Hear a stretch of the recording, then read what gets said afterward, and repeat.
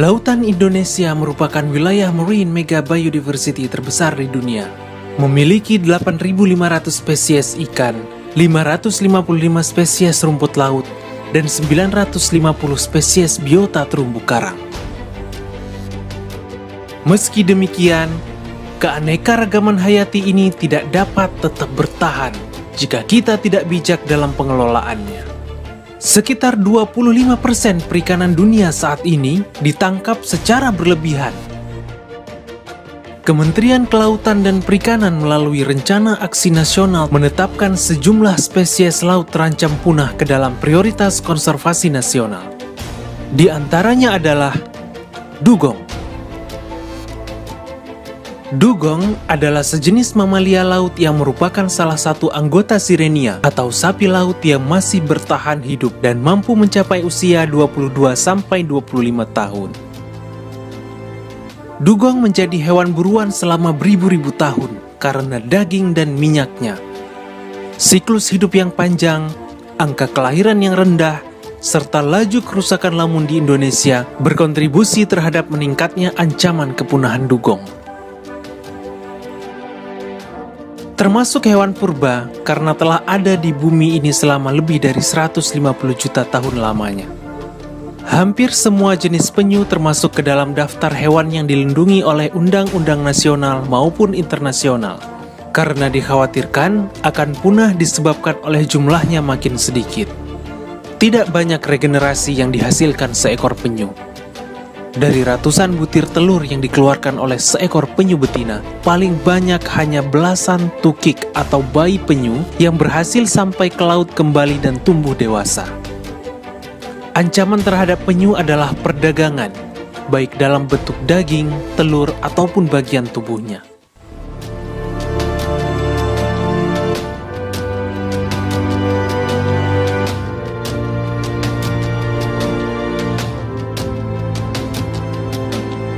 Paus tergolong mamalia laut dengan tubuh yang besar.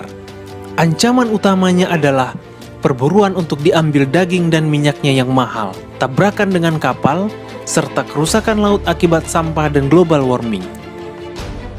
Pada tanggal 19 November 2018, kematian seekor paus sperma sepanjang 9,6 meter dengan 5,9 kg plastik di perutnya. Parimanta. Populasi parimanta dianggap dekat dengan bahaya karena tingginya kejahatan perikanan dan kondisi laut yang semakin terpolusi. Rasio kelahiran mereka rendah. Jumlah anakan yang dihasilkan hanya 1 hingga 2 ekor untuk setiap kali reproduksi, dengan periode reproduksi 2-5 tahun. Pari gergaji. Populasi ikan ini makin berkurang akibat kian kecilnya habitat hidup mereka, seiring makin bertambahnya populasi manusia. Di samping itu, mereka kerap diburu oleh para kolektor ikan secara tidak bertanggung jawab. Bahkan penduduk setempat masih sering menangkapnya karena dianggap sebagai predator ikan-ikan lain.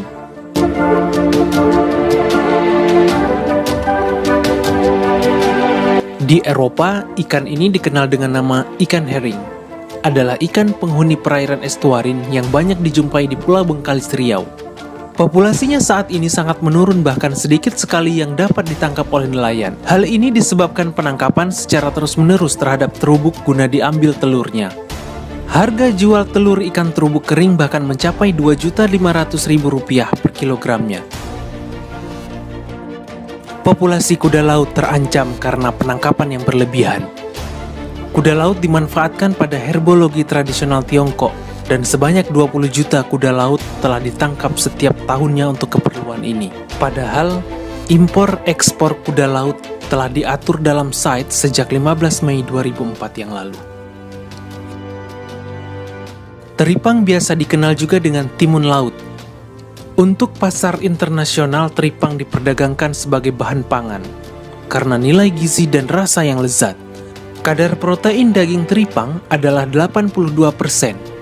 Dan kandungan lemak tidak jenuh yang baik untuk kesehatan jantung. Banggai cardinal fish. Masyarakat setempat menyebutnya capungan atau bibisan. Daerah penyebarannya sangat terbatas di wilayah Sulawesi Tengah bagian timur, tepatnya di Kepulauan Banggai.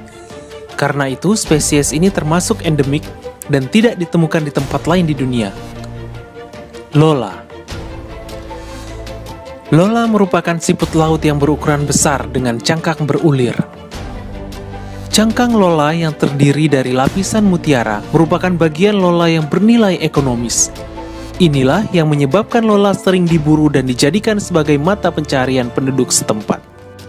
Bambu laut merupakan salah satu jenis karang lunak yang banyak tumbuh di Indonesia, khususnya di bagian Sulawesi, Maluku, dan Papua. Bambu laut banyak dimanfaatkan sebagai bahan farmasi karena banyak mengandung kolagen dan senyawa protein.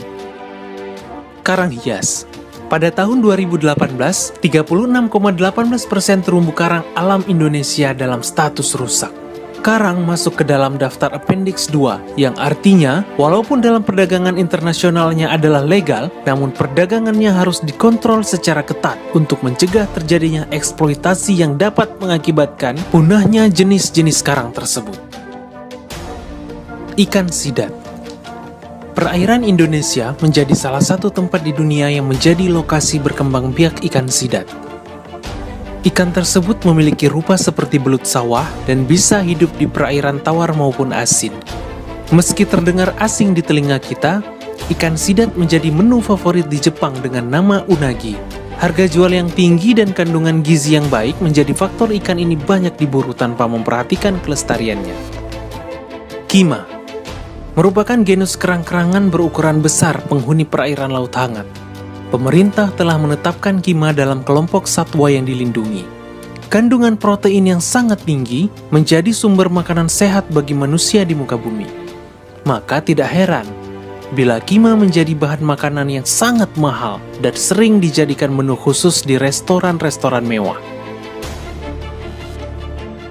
Hiu memiliki karakter biologis yang spesifik seperti berumur panjang, fekunditas rendah, jumlah anakan sedikit, lambat dalam mencapai matang kelamin dan pertumbuhannya lambat. Sehingga, sekali terjadi overeksploitasi, sangat sulit bagi populasinya untuk kembali pulih. Tingginya harga sirip hiu di pasaran makin meningkatkan perburuan hiu dan mengancam kelestarian stoknya di alam. Ikan Napoleon. Ikan Napoleon atau biasanya disebut Napoleon race atau Humphead race adalah salah satu komoditas unggulan yang memiliki nilai ekonomis tinggi. Di Beijing, ikan yang berasal dari Indonesia dengan ukuran 1,5 hingga 2,5 kg dihargai hingga $320 per kilogram. Akibat dampak penangkapan berlebih untuk perdagangan ikan karang hidup, ikan Napoleon mengalami penurunan populasinya di alam. Penangkapan ikan Napoleon umumnya menggunakan racun sianida dan merusak ekosistem terumbu karang. Ikan Napoleon merupakan ikan yang memerlukan waktu lama untuk mencapai usia matang reproduktif. Ikan Napoleon di negara Malaysia dan Filipina sudah tidak boleh ditangkap dan diperdagangkan, dan Australia melarang semua aktivitas mengambil dan memiliki ikan Napoleon. Silakan like dan share jika informasi ini bermanfaat. Terima kasih.